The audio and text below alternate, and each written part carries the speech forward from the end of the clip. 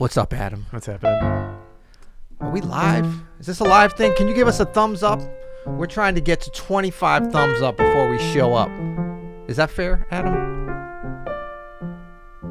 I was already begging for likes, so. Oh, you were?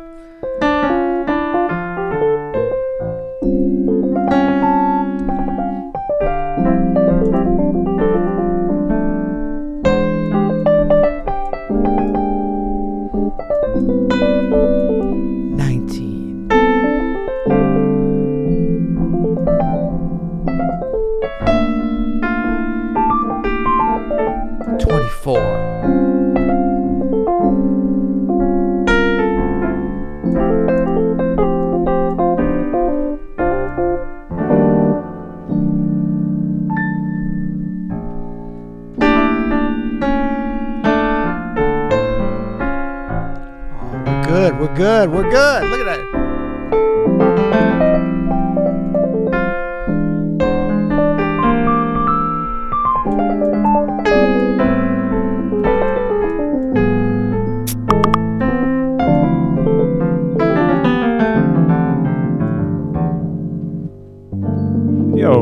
Yo, what's up? What's happening? What's happening? Welcome, everybody. Sorry for the slight delay. We had, as usual, some slight technical difficulties. We're trying to get this shot right. You know, we're the hosts. Not quite right. We're the hosts. We're the producers. We're the writers. We're the showrunners. Yeah, we're the engineers. Exactly. We're doing it all here. So we're trying to get it, looking right, sounding right. And we are excited that you guys are here, though. Can I just say? Yes. You look great. No, look at you. You look amazing. No. You're going blue. You're going blue. You're a mensch. You look great. Forget it. So thank you guys for being here. This is Monday. We're trying to start the week out right. You know why? Why? Because if you start the week out right, everything flows then. You know what I'm saying? Wait a minute. Let's say that again. So you start the week out right. Are you saying that if I have a bad Monday, maybe a manic Monday. Yeah. We'll just say. Yeah. Just another manic Monday. Yep. My week could be. Another manic Monday. What? Sorry. My week could be screwed from there on out, is what you're saying. Absolutely. Okay. I mean, but why you got to be a half glass is half empty kind of guy? Well, here's the problem, Peter. I'm sitting here. I don't have a glass at all. Usually, I have a little glass of espresso. Yes. I brewed at home today, though. Oh, see? No, but I'm going to. After this is when we usually do it. We no often do it no after. pressure. Yeah. Yes, we do our own hair and makeup. I do Peter's hair, and he does my makeup. Bada bing. Yeah, so we are here, and we're going to go through our regular segments as we do, and we see some nice questions already, which is great. We're going to go straight Q&A. We might even talk about that tune a little bit, but we're mainly just going to do some questions. Yeah, we already have some good ones. The tune we played was, of course, Blue and Green by... Is it Miles Davis or is it Bill Evans? We were having a discussion about this at the guided practice session earlier. I always like to stay neutral and say it's by both of them because that's what I really think it is. So someone said there's a video of Bill Evans saying, "I straight up wrote this." Well, yeah, that's what I mean. Yeah. He wrote it, but Miles presented it and gave him the platform for it, so took some of the credit. I mean, it's very. It seems Evans-esque, doesn't it? Yeah, but. All right, cool. So let's do our award-winning segments, starting with bam, practice check-in time. Oh, okay. All right. Yeah. It's a practice check-in. Oh, we got a theme song. We are checking in. We're checking in on practice. What? We're checking in on practice. Man, you sounded good, man. Not really. Yeah. All right. So how was your practice this week, my friend? My practice was good this week. A lot of vocal stuff this week. Working on some sibilance and some resonance for that stuff. I'm trying to keep up. I'm trying to step up my game in that stuff. Yeah. And then piano-wise, I spend most of my weekends preparing for the weekday guided practice sessions, and we are doing Blue and Green. So I was coming up with some concepts, not to practice but to teach, and to be able to teach those concepts, I got to practice them a little bit. Yeah. So I was practicing. Our buddy Jeffrey Keyser has this great chord warm-up that he explains in his Keys to Jazz Piano course, which you should all check out. It's really great. Of these two notes, right? You pick a bass note and you pick a melody note. and then you pick a pattern. So let's say I have a C, and can you put the chordy up, Peter? Oh, Check out how chordy. fancy we're gonna get here. Do we have chordy? Oh, We lost it.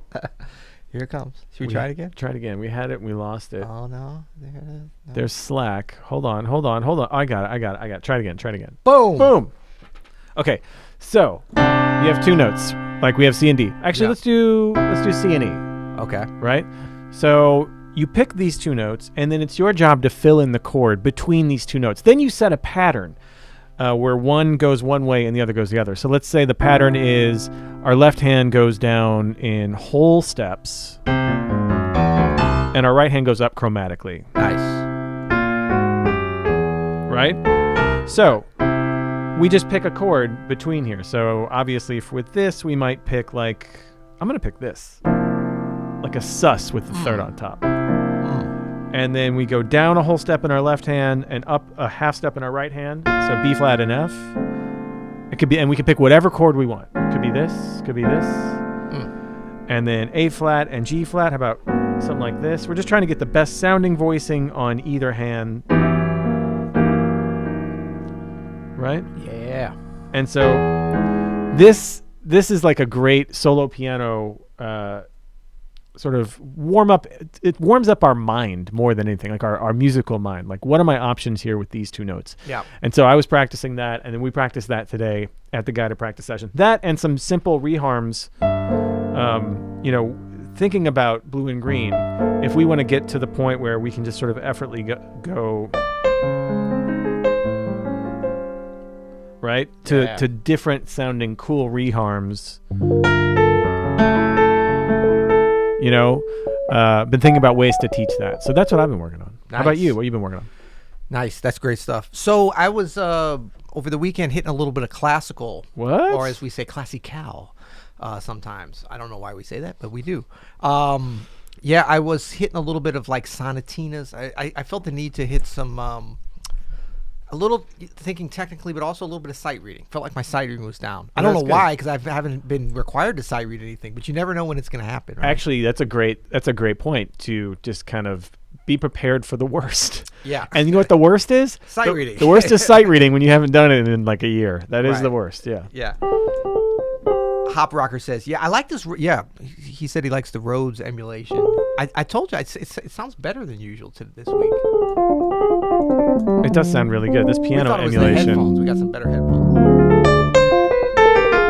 Piano's not that. Piano's kind of thin. I'll be honest. I wonder if I can get any kind of like. Oh yeah. What was that? No. That was in my head. Oh, there you go. No, but I was seeing if there was some like tremolo. That would be nice. That would be nice. I could add some for you if you like. No, it's okay. It's all good. Okay, cool. So that's practice. Yeah, because I it's partly for the sight reading, partly like sometimes if I'm not sure what to practice, you ever get in these moods where you just don't want to think about planning out practice? For me, it's over the weekends. A lot of times this happens. Like I want to play, but I don't want to just sit there and aimlessly play.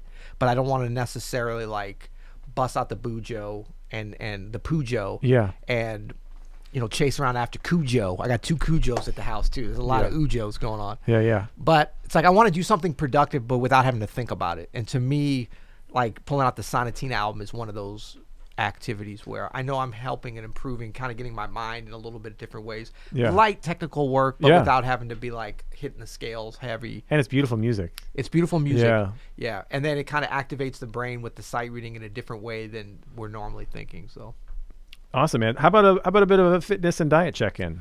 Yes, let's do that. You got it. Okay, so fitness-wise, I had a little bit of a funny week, but it because I missed like maybe 2 or 3 days of running due to scheduling because I was filming a movie this week. I don't know if you knew about that.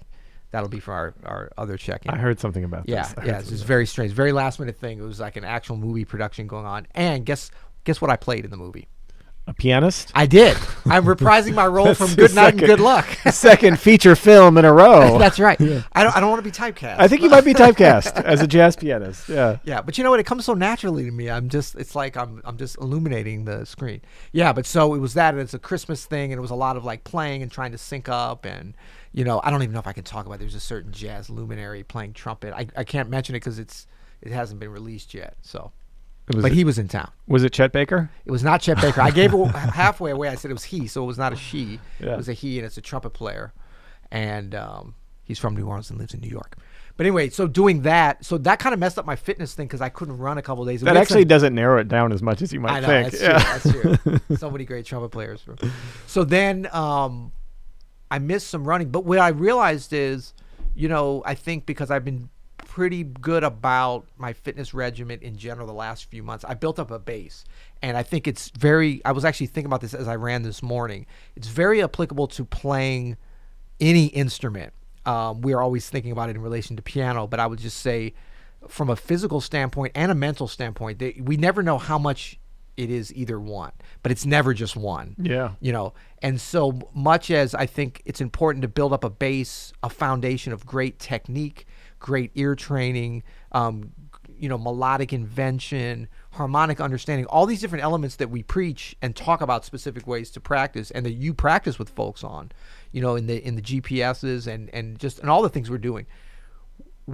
It's not just to get us to a certain place for a gig on that Saturday night. It may be. And it's not just for like a tour coming up, or it's not just for a concert that you're doing, or for a performance for your spouse. It's to lay the foundation for a lifetime of familiarity and comfortableness at the instrument that you can draw on at any time. So it's very much like investing. Like you're not just putting money in the bank for a rainy day or for retirement. You're doing it for, you don't know what, but you just want to be able to draw it out at any time. And if you're constantly feeding into that savings account, then it'll be replenished. So I think that I was very heartened to know that my fitness level is to the point. It's not quite at Olympic level. It's somewhere between total lack of fitness and pure, like Bruce Jenner, 1977. It's somewhere between there. Yeah. Maybe more down here. But it's good enough now due to just some great coaching and training that even when I miss some days, I've got that base. I've got those miles in. So at first I was kind of bummed because I got off schedule and missed some of my runs. But then I was like, you know what? It's all good. Man, so last week, you'll like this. Last week was my first full week where I was plant-based before dinner. So essentially took out all of the animal products for my breakfast and lunch. Right. Hashtag plant-based. Yeah. Which was fun, man. And it felt great, actually. I felt really good about it. It was easy to do. And yeah, I was really happy with that. So that was so how long was that, the total amount of plant-basedness? So that was a whole week of nothing before dinner. So Heather makes dinner for the whole family. That's really the only meal that the four of us get together and eat. So I didn't want to mess with her flow. Do you get together as a family in front of our brontosaurus or something? Yeah, some nights we do. But we started doing Meatless Monday, right? And I just kind of wanted to, on Tuesday, I was just like, I'm just going to kind of go with the flow here. He's going with the flow on Meatless Mondays. What up with that? What up with that? But man, I got into it. It's really nice, and I'm going to keep it going too. It's Meatless Monday today, obviously, and then I'm just going to see if I can keep plant-based, but whole food plant-based throughout the week, and then still do like meat at dinner with the fam. Yeah. And then eventually I see that even waning off, but for now it's I think it's good. I figured I'm going from having meat on 3 times a day, every day, to now only 6 meals a week, right? Yeah. So from what is that? 21 times, because 3 times 7 is 21. 21 times 4, so 84. Yeah. Meals to less than 30. Which is awesome. No, it's great, and I think that I actually think it's first of all, neither one of us are doctors. Well, we are doctors of jazz, but that's a different story. We are not medical doctors. I'm a doctor of hats. But I think it's actually a better way, just from a health standpoint and a longevity, if you do decide to go to the plant-based world, is to ease your way in to really concentrate on the whole food plant-based, as opposed to just being like, okay, I'm going to become a vegan and I'm going to be junk food half the time, but all vegan, as opposed to like incorporating it, not making it an all or nothing thing, but just incorporating more plant-based stuff. Because then, first of all, your body gets used to it, because there's a learning curve for your body and your gut for sure. Yeah. Like your gut biome has takes to a minute. adjust. It takes a minute. Yeah. And so a lot of people they try like I'm gonna go plant based for 30 days, and then they're like it's not for me because I had really bad gas. I'm like you gotta ease your Give way it a into second. it. Yeah. And so I think that's a great thing. I'm interested in hearing the next chapters, as they say. It's always progressing. So, and we have a new feature today, right? Wins of the week. Wins of the week. We need a hashtag wins of the week. That's right. We are going to talk about our big wins, and I kind of sprung this on you, so I don't know if you're ready. You got something in mind? Buddy, I'm always ready to brag about wins. Okay. So, go for it. Oh, is it my turn? Oh, well, I thought there's only two of us here. I mean, I thought I'd have a little more time than that. I mean, it was my idea, so I want to throw the ball to you first. I want to be a gracious host, as it were. Yeah, no, you know what? I finished my win of the week was I took a couple days off in the middle of the week from Open Studio and everything I was doing to finish this arrangement for the St. Louis Symphony that I've been working on. And I finished it. And hashtag world's U.S.'s second oldest symphony. Yeah, it's a great orchestra. And this isn't for the orchestra. This is for like a small group project they're doing for the holidays. And I was writing a feature piece for our friend Sean Weil. What's up, Sean? And I got to call him actually. He texted me about it. I'm sure he's got issues. but I felt really, you sent it out already? I sent it out already. Yeah, no, I finished it. You know how sometimes you finish these arrangements and you're like, that'll be all right. That'll be all right. And sometimes you're like, I think I just crushed that. Like I felt like I won that one. Like I crushed that one. Sometimes you feel like, okay, I got the job done. I shouldn't be giving away trade secrets here. They're all winners. No, but sometimes it's like solos, right? It's like sometimes like, all right, that was I'm a pro. Yeah, you know. And then sometimes, but it's so different though than like a solo. If there's like you get that immediate reaction back, right? You know, right. And I guess more like with a solo, it's like sometimes it's easier. Right? Like this was easy and it just flowed. That's fun. It was fun to do. And then I felt like really enthused about it as it was over. So that's definitely a win. But I think that's really, and seeing your arranging career evolve over these past, 10 plus years now that we've been working together in various formats. That's an example of what I was talking about before. Like you've got that mileage base for arranging. So even if you aren't doing it for a couple of weeks and you're normally doing something at almost any time. Yeah. But even when you're not, now you're able to draw on not only the skills that you have and the creativity, but on the confidence and the understanding where you're like, because we don't get that immediate feedback, but you've done it enough to know like, okay, this is the way it's going to sound. This is going to be nice. Totally. And that's when it's fun because you remember when like you starting out arranging and it's like, you know you've written something good, but you have no idea if it's going to sound good once other humans are playing. That's it, right. and you have no control over it. Arranging and composing for larger ensembles, even larger as far as like 4 or 5 people, is a much different ball game than writing something for yourself or for your trio or quartet that you can work out or whatever. Yeah. And it takes a lot of experience to gain the wisdom to know, okay, like for this, it's like I know I'm writing for some badasses, right? So I know I can give them some things to dig into or some really beautiful, pretty things that they can just soak in. Yeah. And that's going to be enough. Like it's almost like a relief when you're writing for badasses because of course it's a relief, but you don't have to do as much. They're going to give you so much back, right?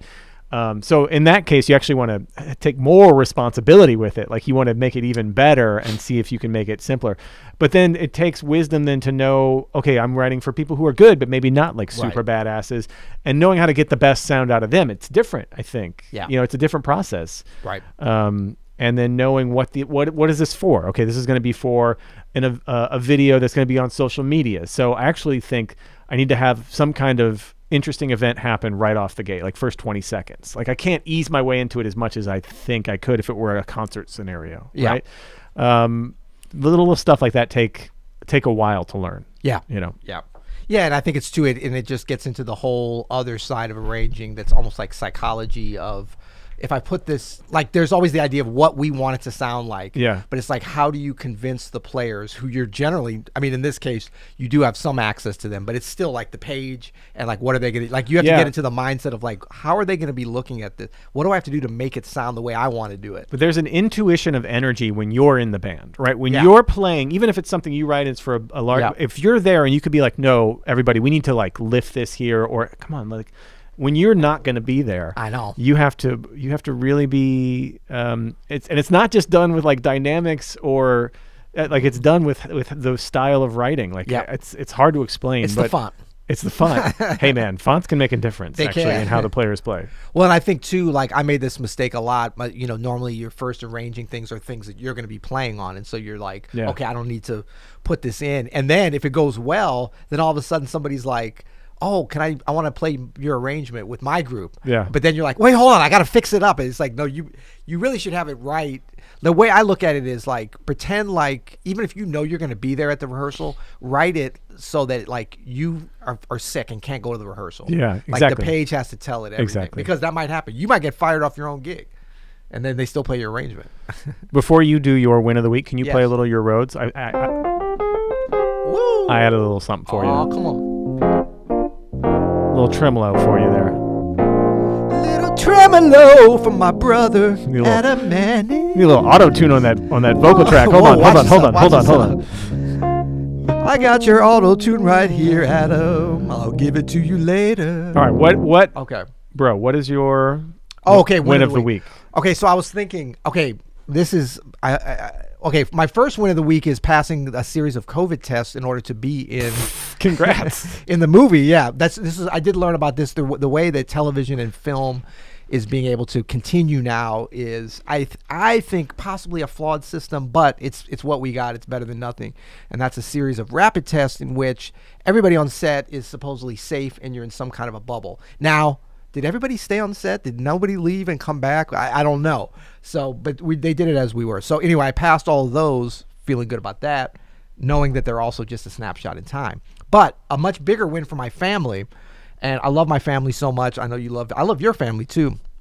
But we had a big win with my daughter, who got accepted to a master's program to public health school at Boston University. Congrats. Yes. Yeah, which is crazy because she's still an undergrad and she's going to start in January. No way. Yeah, and if she's watching this, she's going to be very pissed that I'm putting her business out on the streets. Hey, but congrats about that. That's amazing. Yeah. And that's incredible. That seems like it all happened very fast. I know. I mean, it was just yesterday. She was, you know, here, as you would say, teasing me and bullying me in my very own studio. I remember writing an arrangement for her to play strings on not too long ago. That's right. She seemed like such a little kid. And she was a little kid there. Wow. That's so great, man. So that's cool. And then, of course, public health is a very topical issue now, and it's a very popular thing. And BU is like a top 5 program. So we're excited about that, you know. And the thing is, you know what it is? What? We should do, you know what we're going to do? We won't do it today because I want to get to these questions.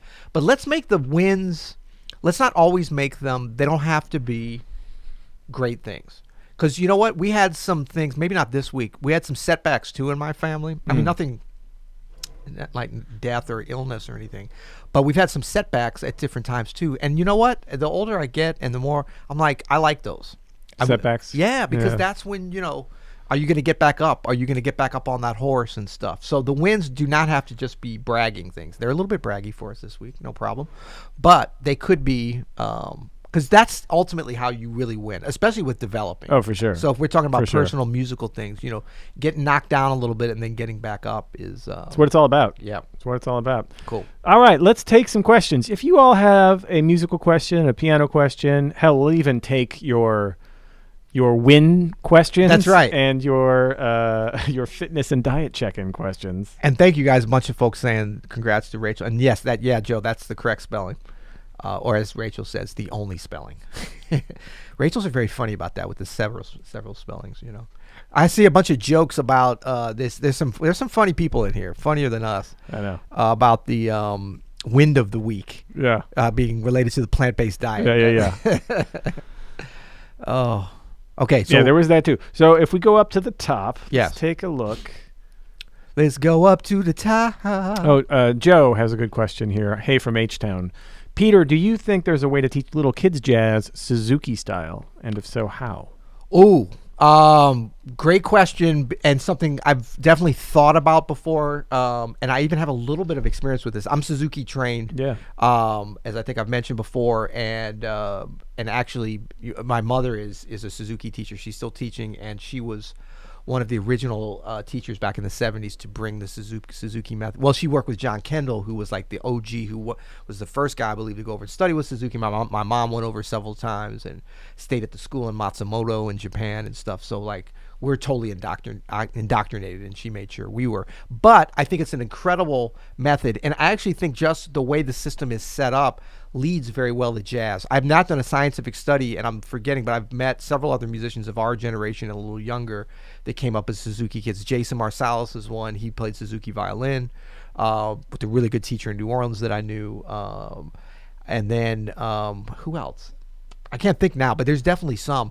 And with little kids and jazz, I think the best thing is just to play it for them. I think that the Suzuki method, because you're learning so much stuff by ear, it really develops your ear. You don't necessarily have to have a method. Like, I've done some stuff at a Suzuki workshop. They've asked me, a big workshop, I think it was in Chicago. I went one time, and they wanted me to do like a jazz class with all these kids. And it was just like cellists and violinists, like 80 of them or something at all different skill levels. It's like, teach them some jazz. And so what I just did was done. I think we did like C jam blues, but I put it in like D. There you go. So that you know, the cellos and violins could play it, and just kind of, I didn't try to overanalyze. I just sort of said, like, I played them a recording. I was like, check out this rhythm and just imitate it. And Suzuki kids are so good at doing that. Yeah. Because that's the system and that's the method. So I think just introducing its some there can be really effective, but mainly playing the recordings.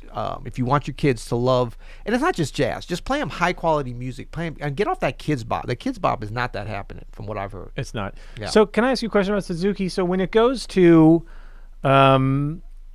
more and more advanced levels, I assume it leads to like a classical repertoire in most cases. Yeah? Yes. Is there anybody who's developed it into like a modern jazz repertoire? I mean, I would think so. The thing with It seems like it could just seamlessly go in there. Yeah. I mean, the only thing is that it's definitely there's 10 books in the violin school. That's the one I'm more familiar with than even piano. I did a little bit of piano.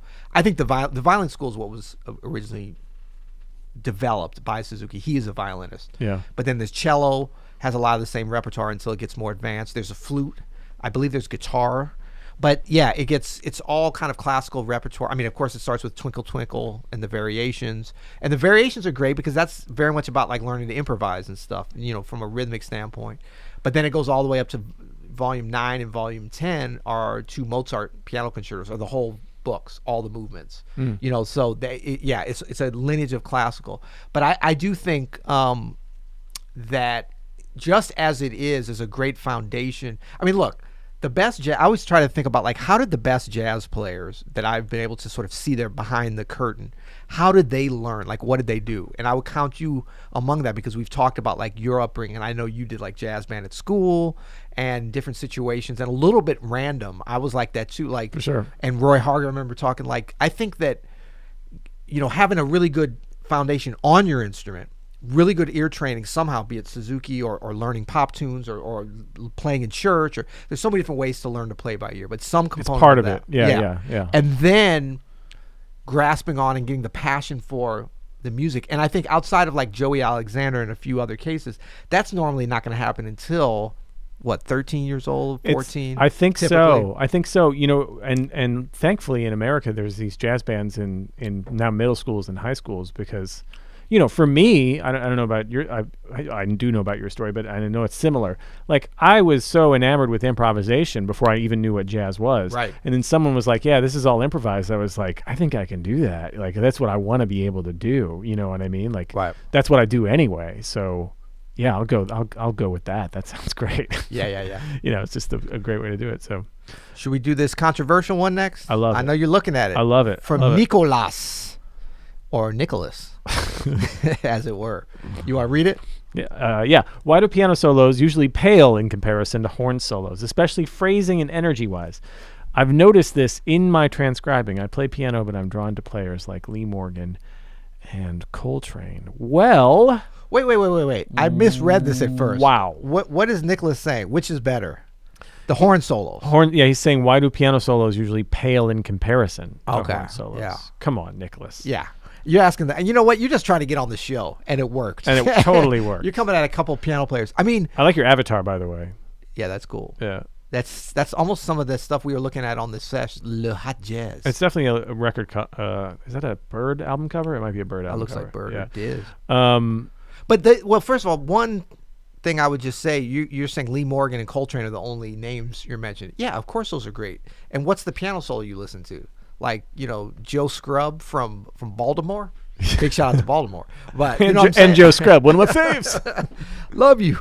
But you know what I'm saying? It's like, okay, you didn't mention like Thelonious Monk or Herbie Hancock McCoy or Tyner. McCoy Tyner. Yeah. Would they pale? But let's break down what you're saying, phrasing and energy wise. I don't know. I would beg to differ.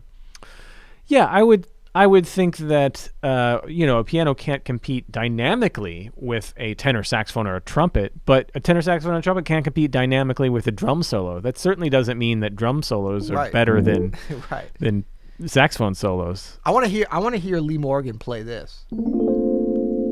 Yeah, exactly. You know what I'm saying? Yeah, let's hear Freddie Hubbard do that. He can't even play two of those notes. Yeah, much less with a tremolo on it.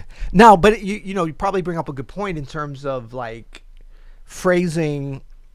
Energy. I feel like we're using different tools than our breath at the piano for the energy. So there's not that direct thing. It's kind of like saying like, how come a viola isn't as beautiful as a cello? Well, that's obvious. Really? Cello's just the range that it is in. Yeah. Although a viola can be great, but the repertoire, the number of great players, but a viola can be just as beautiful as a cello. There's a bit of a viola renaissance happening right now. Did you know this? That there's ever since the Renaissance. It's a beautiful instrument, and there's some badass players doing some great stuff on the viola. Don't sleep on the viola is all I'm saying. Yeah, because it hurts if you sleep on it. Nicholas, I think you're wrong. Yeah. Just gonna say. But it's all YMMV in terms of like some more pedestrian. You know what it is? Like you can get to be pretty good at the piano. Like there's a lot of pianists that because you're learning the chords, you're generally having a more advanced approach to harmony than a lot of other instruments do, perhaps. That you can kind of be just an okay improviser in terms of your creativity. And so it can be a little bit pedestrian sounding, and maybe your phrasing and your energy isn't great. And then you compare it to a great horn solo. Yeah. So there's probably more mediocre piano players than on other instruments. So that could be part of the process. Otto has a great question here. Working on some stride piano. Got any tips for walking tense and playing creative bass movements? Love the show. Thanks, Otto. Yeah. I'm not a stride piano expert, but I do know that the sort of place to start, and you might already have started here, is like a lot of music. The place to get proficient first is in that 5-1 cadence, right? So how many ways can you... Yeah. Or just, maybe you have less time. But how many ways can you get from 5 to 1? And can you do it in 4 beats, in 2 beats, in 1 beat? What are those ways? That's kind of like, I think, the starting point for that. Yeah. And then it's all about inversions with those tenths. When you see great stride masters, they're playing all kinds of cool inversions on the tenths. So it's not always just the root and third or root and tenth, right? It's the third and tenths or the seventh, even. Some awesome stuff happening. And you probably have some better thoughts on this than me, because like I said, I am still very amateurish in my stride, but I know just enough to be dangerous. Yeah. Well, I think that, first of all, I think the tenths are not, look, some people can't reach a tenth and play great stride piano, so that's not a requirement. It's a nice thing, but really when you're talking about stride, I don't know if I can get this happening. Does it work on mine? Oh yeah, I'm not quite as tall as you. No, man, you got it. We hooked it up this week. Like, tenths are great, but just the root, like depending, it sounds really cool with the roads. Yeah, great stride roads. Like Oscar in the 70s. Okay, forget that. But the idea of like, if you're going just single note and then chord, we can work on this with ballads. I always think about like, if you go, ooh, that's corny.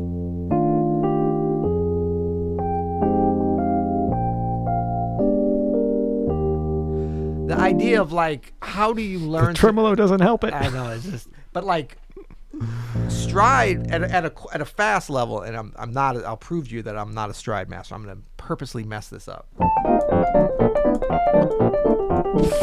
Okay, the tremolo's messing it up. But the idea of like how do you get to some accurate voicings while jumping back and forth and making that? Yeah.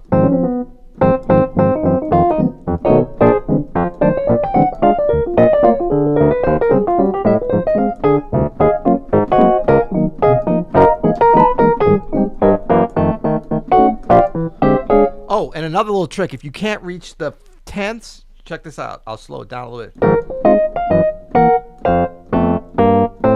Jump down with that right hand, right?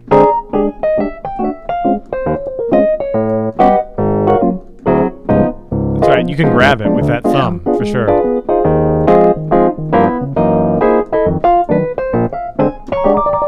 And the other thing is like stride, especially as you start to speed it up. If you're always going, it's hard. Like you have to get some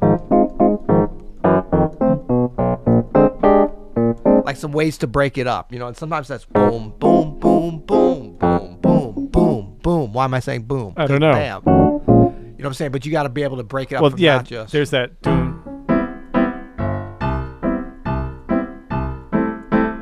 That kind of thing, right? Yeah. Where you're doing 2 in a row. Yeah. But it's like anything that's a little bit difficult. That was terrible. Technically, that was nice. I like it. It's hard to stride and see though. It's the worst. Yeah. It's the worst. What's the one?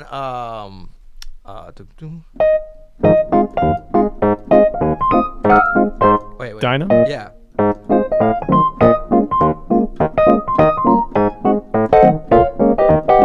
I remember I transcribed Monk. Yeah. Now, we don't think about Monk as being like a stride master. Great stride pianist. I mean, his accuracy on that. And he had some really slick. He had some great voicings.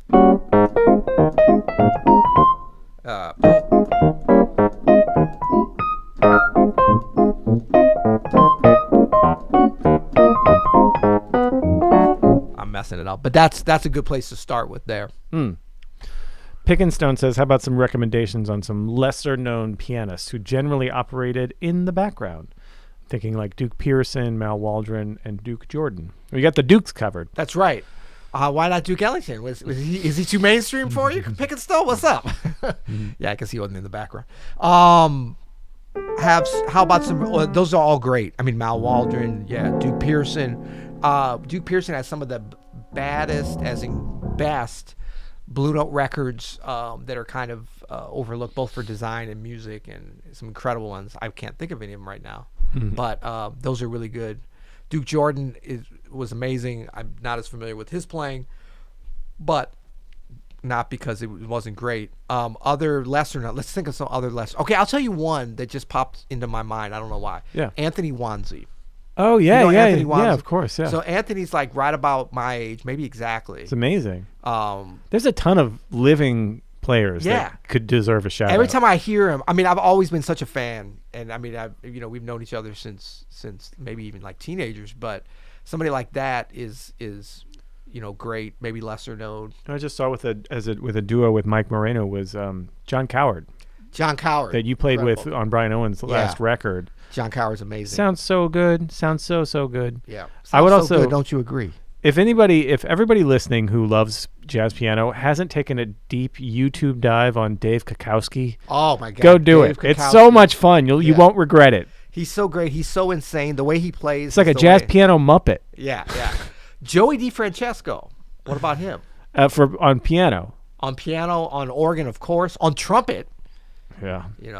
Okay, did you know he was blocks from here on Saturday night performing at the Sheldon? He wasn't. Yes, he was. I was shocked. I saw it on YouTube, and I'm like, I knew he was supposed to play. I thought they were going to be doing a live stream, which they were from. I feel like he's so super famous, though. Is he under the radar? He might be. Maybe he's not. Maybe as a pianist, though. As a pianist. He's a good pianist, yeah. Yeah, he played with his trio at but, Sheldon. Alex, to your point about like people in the Duke Pearson, Mal Waldron sort of zone, I would take some thought, because for me too, it's like searching for those gems and old recordings. Ooh, James Williams. Yeah, James there you Williams. go. That maybe not totally lesser known, but I mean Duke Still. Pearson's not lesser known. Yeah, totally. But James Williams, I think, was not only one of the best players of that generation, but also just one of the best teachers and mentors. I got to be around him some, and at Bradley's hung with him. a little bit, kind of early 90s. But I mean, mainly just he was so encouraging for me and all the young pianists in New York. Did you come into contact when you were up there? No, not at all. Okay. Not at all. And there are so many players that are very famous in the canon, but aren't like level 1 famous. Like Right. I would put like Cedar Walton and Tommy Flanagan in that category. Yeah. Hank Jones even. Well, I mean, he's so he's great. not exactly under the radar. He's not. Well, none of those guys are under the radar, Yeah. but they're often overlooked as far as like Right. the McCoys Barron. and Kenny Yeah. Barron is. But they're all super famous. But Well, I think too, maybe if we think about Richie like, Byrack, I'm gonna yeah. put him in there. if you think about Lyle Mays, it's not on the radar, but like level 1 players that aren't known at level 1. Not that they're not known. They're just not really known. Super influential, but just not like on that McCoy, Mount Rushmore, Yeah. Herbie Yeah. stuff. Let's see here. So Duncan has a really interesting question. Any tips on how to give less experienced musicians advice without talking down to them, and how to act respectfully around more experienced musicians without seeming like a groupie? That's a great question. Who's Duncan. this from? I want to. Duncan Wilson. It's under Pick and Stone's question there. Okay. Any tips on how to give less experienced musicians advice without talking down to them, and how to act respectfully around more experienced musicians without seeming like a groupie? So first of all, Duncan, I think the real answer to this is it can be applied to both, honestly, and that's to be honest, without coming across as condescending or patting the lesser. You don't want to pat the lesser musician on the head, and you don't want to pat the more experienced musician on the bum, right? You don't want like overdo it either way. Just be perfectly frank with them about what you like or don't. I mean, that's just being yourself and being honest and treating them with respect, no matter which end of that spectrum they're on. That's what. And you know what? The greatest musicians are so good at this. Like, it seems like the better the musician, because they're always dealing with sort of quote unquote lesser musicians, I know, right? They have experience at it. They don't want to be left. They don't want to like ostracize themselves from the hang or you know what I mean? So they're so good at embracing everybody. Well, and then they just kind of forget that not everybody's great. Like, they're so used to it that they're like, so great. Everybody's like this. It's easy for everybody. You know who it is? It's the people that are less secure in themselves that have that really struggle with this and talk down to musicians they don't deem to be as good as them, and kiss the ass of the heavy hitter. You know what I mean? Right. So, yeah, and I mean, I think that there's you kind of answered the question a little bit with without talking down to them, but also applying that to when you're the less experienced one and you're talking to like somebody, you don't want to be like a groupie. There's a fine balance and a fine line to get in there where you're not so like, oh, I'm not worthy, but you're not also like, oh yeah, we're all in this together. I mean, like, I think that respect should be shown to, like, I'm not going to get around McCoy or Herbie or any of these greats, especially that are my elders, and be like, yeah, we're all, and acting like we're all one. No, because, I mean, we wouldn't be here if it weren't for them. And so that's never going to change. You know what I mean? But that's a different vibe than grossly, exaggerating, or putting them on a pedestal. Something to keep in mind. A pedestal, which is a combination of a pedestal and a stool. A pedestal. Something to keep in mind with this has been completely true in my experience, is when there are less experienced musicians or musicians that maybe aren't as good of a player as you. Yeah. They know something you don't know. They're good at something you're not good at. That's almost a guarantee. I've met so many musicians who are starting out that know more about a certain musician or an era or a stride piano than I do. You know what I mean? It's like there's always something to learn from anybody. And actually it's vice versa with musicians who are way better than you. There's something of value that you can bring to this conversation that you know that you're more of an expert on than they are. Yeah. And so, consider that too. Well, and I think too, this thing of without seeming like a groupie, actually it's okay to be a groupie. So like if you're around like Sonny Rollins and you're a saxophone player, I mean, pretty much any saxophone player on the planet is going to be at least a small step, if not a huge step below Sonny Rollins in terms of pedestal. So, I mean, the thing is, you can be a groupie for Sonny's stuff. You don't need to be a groupie for Sonny Rollins personally. That gets creepy, Yeah. But like Sonny Rollins is actually a groupie for his stuff, you know. And I've barely been around Sonny, so I'm not sure if this is. I am sure it's true for him, but I'm thinking of some other like Herbie. Herbie's very much like, oh, like he doesn't. He's so giving and he's so humble in a way. Like he doesn't feel like this is my music, my Herbieisms. He's just like, yeah, I play Herbie stuff because I'm Herbie, but other people play it too. It's all good, you know? And so it's like you can be a groupie for the music in general. We're all groupies. And so even these great legends are actually groupies too. So just focusing on the music. Just don't be like, I'm a groupie for you and start talking about their home address and phone number and that kind of stuff because that gets creepy. Nicholas has a relevant question that kind of goes to we'll be the judge of that. What you were talking about earlier. Should I be learning classical music too? I've always hated the way classical musicians approach jazz, and I don't want to sound like them, but everyone expects me to know classical stuff.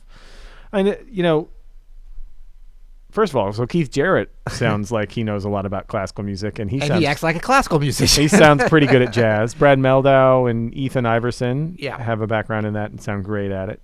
At jazz, that is. And classical. I mean, Keith Jarrett's classical stuff and Brad's stuff. Yeah, I haven't heard Ethan. Has he recorded classical stuff? Ethan? I mean, they did the Stravinsky, so I assume he has some kind of relationship with that, and from his blog, you know, I assume he's a bit of a historian. Yeah. So I would say it's what you get out of it. You know, yes, you don't want to sound like you're playing a Claude Bolling toot suite when you play jazz, for sure. Toot the suite. Toot the suite. But big shout out to Claude. But it sounds, Nicholas, it sounds like you know better. So right, exactly. You're all good. Yeah, I mean, music is music. I mean, that's corny to say that, but it's the more I do this and the more I've certainly spent a lot of time in the classical world, and I've got a lot of love for that music. But it's such a the more I learn about classical music and jazz music and R&B and all the things I love, the more alike they are. They're just great. Just great music is great music. And I think the attitudes that surround music, I mean, look, we've got a lot of pretentious, overly primped jazz players too. Oh, 100%. You know what I'm saying? Yeah. Wow, that woke up the giant over there. No, they're the best, but they're the worst. Yeah. And I mean, so don't think that classical musicians have that attitude cornered. But what we're looking for is, you know, an authentic representation of who we are, and that's not going to be stained or sullied by the attitude of a type of music if you're engaging with the music for music's sake. Way down here, Asher has a question. Hey, Peter and Adam, what would be your quick steps to learning jazz piano for a beginner? Like learn these, and these, so now you can go book a duo gig with Chick Corea. Well, Asher, that's not going to happen anytime soon for any of us. Wait, be careful what you say, because I already saw later on Joe already guessed what we were going to say, which he might be right on. Joe is right. They're going to say Jazz Piano Jumpstart and Jazz Piano for Beginner courses at Open Studio, which is true. And Asher, by the way, and everybody, I mean, this is a perfect transition. We're doing our little Black Friday sale. We're starting a little early. Yeah, if you go to Open Studio Jazz, I'm going to put it in the comments here. openstudiojazz.com/YHI. You can choose what you pay for the Piano Access Pass. And Asher, you can see all of our Open Studio courses. Quick plug for Open Studio, which is, by the way, sponsor of this podcast. But that is true. And I would say, Asher, you know what you should start doing immediately is putting together playlists for yourself, listening to as much of the classic jazz piano recordings that you can. If you want to play with Chick, learn Chick's book, learn his discography, and start transcribing. Transcribe, we often recommend like Freddie Freeloader, Wynton Kelly solo as a great entry point to transcribe on piano. Start a regular transcription habit and you will get good fast. If you transcribe every day, you will get good fast. That's just how it is. I like it when you get dogmatic like that. Well, we had our Monday transcription club. Yeah. Our Monday transcriber club today after the daily guided practice session. So I amped on transcribing right now. Right. Good. I put the URL up there. Do you see that? I did see that. Oh. Asher says, I swear my mom is going to scream if I spend another $25 on a music course. Well, that's why you want to, I don't know, are the memberships, are we doing Black Friday for them too? It's choose what you pay, Asher. So get on it now. Get on it now. Yeah. If you go with see if you can get the membership. I don't even know if we're offering those, but if we are, grab that because we don't normally discount those. And then you get everything. You won't have to spend $25 and your mom won't be mad. But I would just say also, and let me just look here again. Quick steps. Okay, be careful with quick steps to learning jazz piano for a beginner. This is not to discourage anyone or to be like, oh, this is so precious. You can't. Because we actually believe, and this is part of the courses, and it's part of like if you're just hanging out with us, we would tell you the same thing, that you can make some big breakthroughs early. But what we believe in, and I think is very possible, whether you do it alone with us or another teacher or just figure it out from YouTube or whatever, is that there's a way to learn jazz that's not necessarily quick steps, but is a very deep way of learning that's so satisfying because the process is so fun. And, tapping into the community of others trying to learn, that just gives you, some wind in your sails. But the idea being that if you're learning the right way, you're not so much worried about the quick steps and the hacks. I mean, what kind of a podcast would we be if we advertised 7 hacks to get better or some crap like that? We'd be a couple of hacks is what we'd be. Oh, have we done that before? Yeah, we have. But really, the idea of like quick steps, we want to be careful with that because we want to do big fundamental steps. You'll have some quick breakthroughs. That's great. And like, we really believe in ways of learning the music directly from the source. Like I saw somebody, they're going to remain nameless because I'm not a hater. Did you know that, Adam? I did know that. I know you aspire not to hate. I'm not a hater, but I do get dogmatic. I'm a carer. If I have any faults, it's that I care too much. Okay. No, but the idea that somebody had some kind of jazz tutorial out there and they literally, before they played. Oh, you could play some jazz piano. Yeah. Well, no. I don't even think it was, well, it might have been it, but it was somebody. It doesn't even matter who it is. They basically had a diagram, like with like how you had to understand theory. It was so complicated. I didn't get it. I'm like, I know jazz theory and I can't understand it. And this was for beginner jazz piano. So you don't need that. But what we try to do is just get you into an authentic approach to learning where the process is so fun that what happens is it's slow but deep. And then every once in a while, that could be every week. It could sometimes be every other day. It's not going to be every day, but you get these breakthroughs that are so deep and satisfying where you start to really lock things in a way that's not intellectual. It's on the creative side. It's on the fun side. Does that make sense? It does. It makes a lot of sense, man. Yeah, look at that. I'm seeing move this around. There's a couple of questions here that I want to make sure we hit because they're really good. A Practice says you did some big. I'm throwing you a softball here. Me. You did some big improvements on video quality. Can you say a couple of words about the lighting setup you're using right now? Peter, you've been waiting for months to talk about. No, you've been waiting for months, right? You're the lighting. Are they talking about here or in there? I think they're talking about here. Yeah. Right now. So yeah, our lighting, we got good lights. That's what happened. That's like the biggest difference. Well, we invested in some good lights. Well, but you had a great concept on it too. That this is an example too, actually, of like the same thing of learning. Like, do you need to have a $175,000 Steinway to play great jazz piano? Yes. But if you can't have it, you can still do it, Yeah. These are not expensive lights, as I recall. They're not that expensive. They're not super cheap, but they're not like, thousands of dollars. So can we see any of? Oh no, we can't see them in here. But you did a great job, like, and you really studied this from some other successful YouTubers, the positioning of them and that kind of a thing, right? Yeah, and it's we're always learning here, and it's kind of part of working here at Open Studio is, especially during a pandemic, is we have to learn how to do this kind of thing ourselves. So we could. Where's my man here? A Practice. Yeah, just check out there's some really high quality videos all on YouTube about some very basic 3-point lighting setup. And we're doing 2-point here.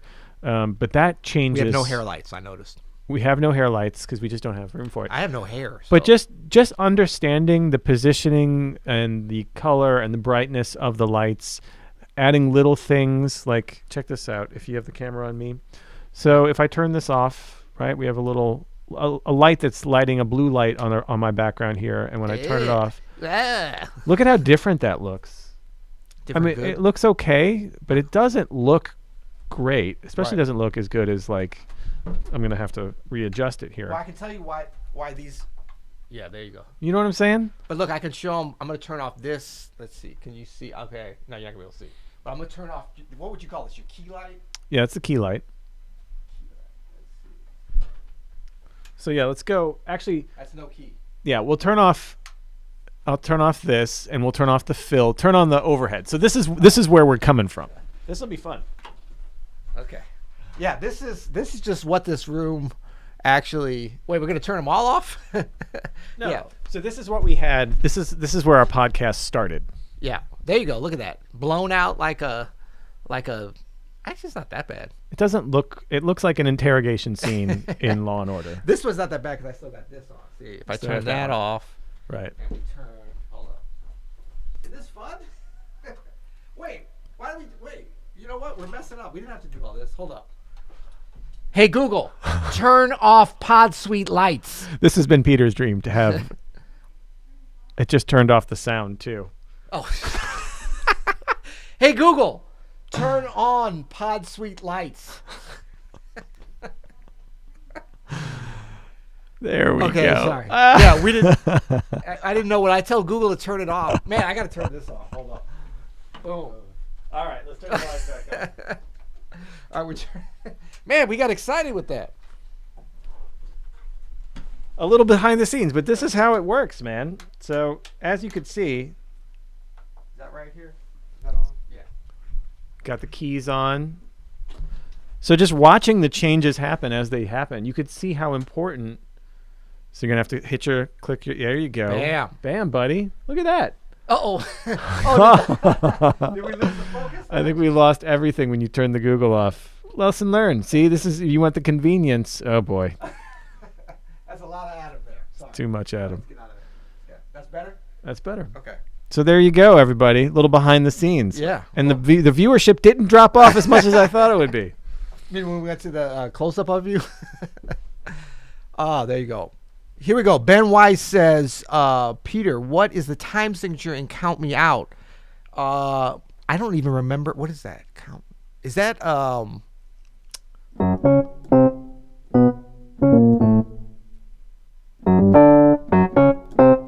I think that's a Josh tune, Josh Redman song from like the 90s. How am I gonna remember that? That was 30 years ago.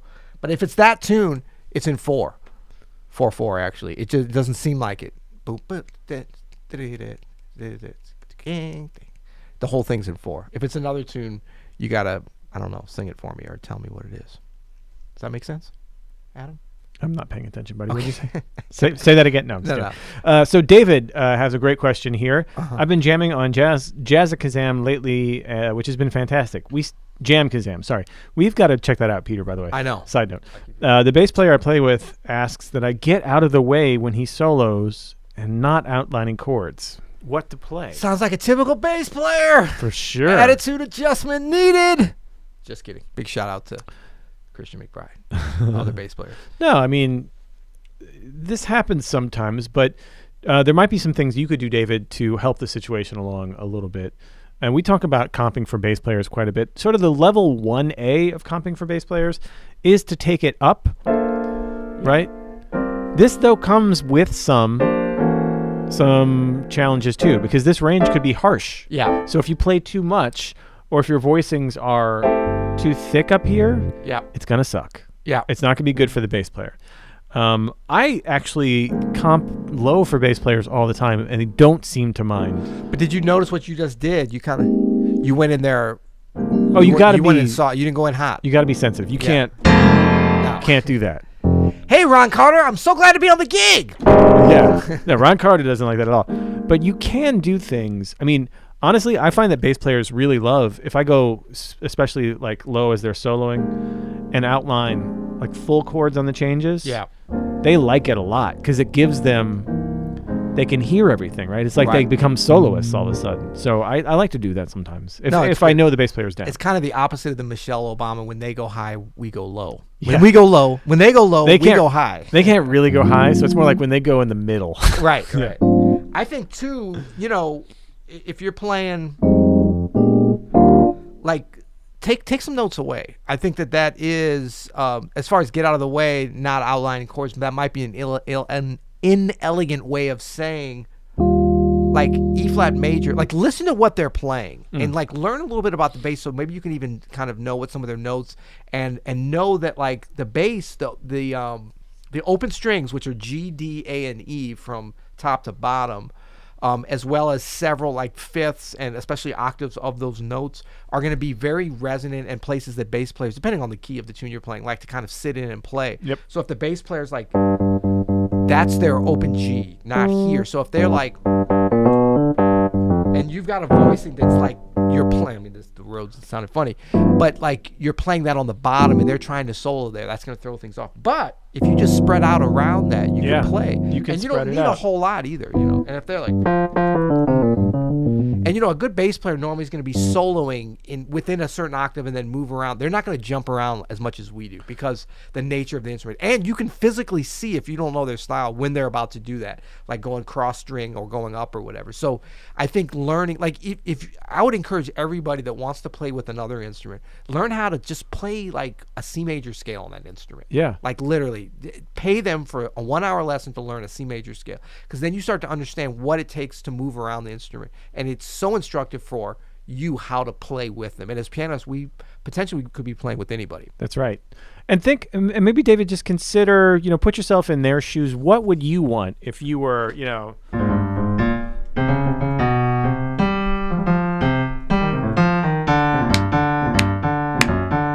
you were trying to solo down there? No bass player's doing that. Right. But, you might consider just starting off with just really outlining for them, Yep. very simply. Yeah, and rhythmically, like think about where you're playing rhythmically in terms of like. Actually, why don't we do this a little bit? You want to comp to me? I'll be the bass. Or Yeah. So step one here, and David, we've talked about this a little bit in the guided practice session too. Don't be reactive to the chord changes, because then you're too late. Right. Right. So you want to lay it out very clearly. So let's try. Do you know? Yeah. E flat. Yeah. So which one am I doing? You do the solo. I'll do the comping. Okay. 1, 2, 1, 2, 3, and.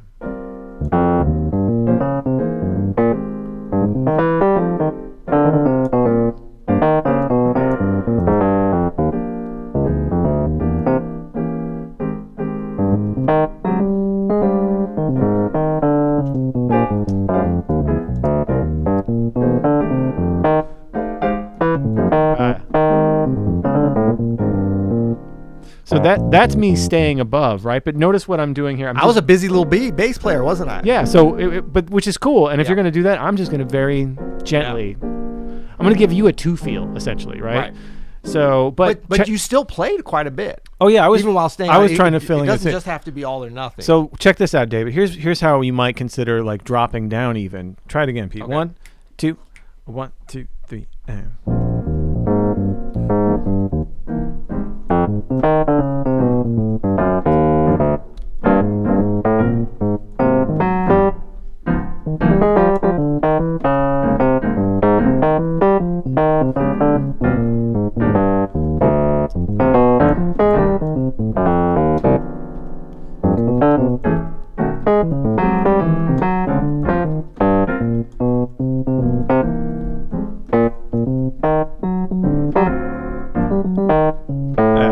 Nice.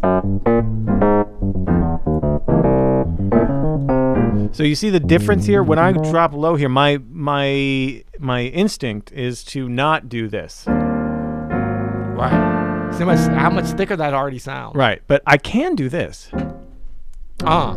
Yeah. It makes me want to solo, Exactly. So short, punchy things, and you can easily go low, and then you can do the same thing high. But again, when you go high, especially, watch those dynamics. You don't want to do. Here's what not to do. Ready? Okay. 1, 2, 3, and. Yeah, it's already getting into my way. Stop it! Stop the pain! Big, thick chords up high that are too loud and too punchy and almost too rhythmic. Like you can be rhythmic even just filling it in. Yeah. You can do hip shit. I'm gonna give you a little surprise on this one. Or you solo some. I'm gonna throw a little accompaniment behind you.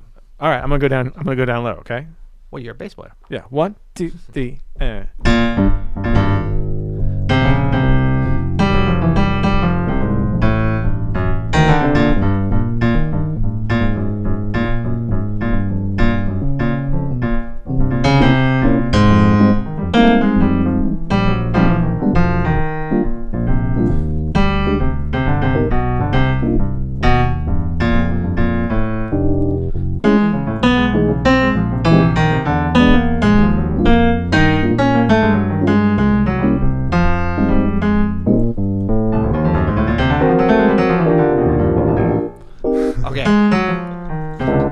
was harder than I thought. Woo. But what I was trying to show you, everybody, was that you can play a bass line behind a bass solo. You can. You know who told me that was allowed? Who? Ray Brown. What does he know? Exactly. He asked me to play a bass. He's like, walk a bass line. Walk. And I was like, what? All right. Yeah. So, but you got to be careful about it. But it can really work because the texture of the instruments. You can even be there. If you're listening and you're playing just like you were doing with your comping, you know, some nice live things, you know, just how you attack the instrument and stuff can either disqualify. Of course, you know, taking a few notes away too, but listening as you go. I noticed you were soloing with your right hand, sir.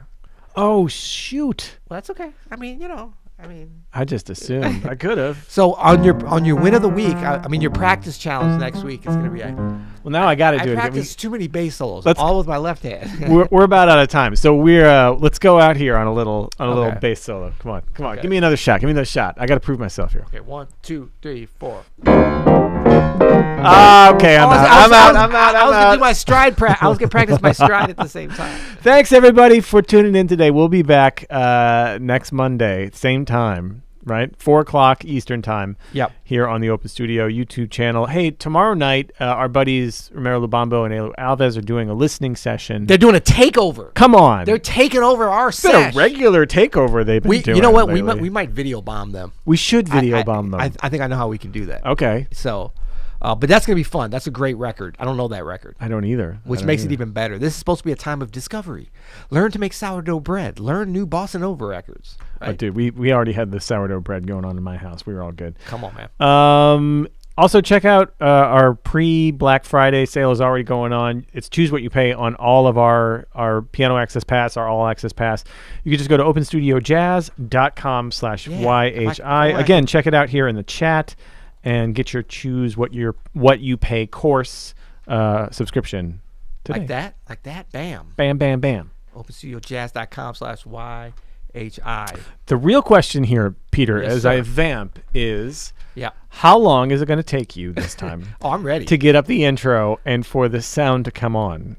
I could do it now. I just didn't want to scare you. Should we turn off the Google again? Should we? That'll make it hard. That will make it hard. You just let me know when you're ready. I never know when you're ready, see?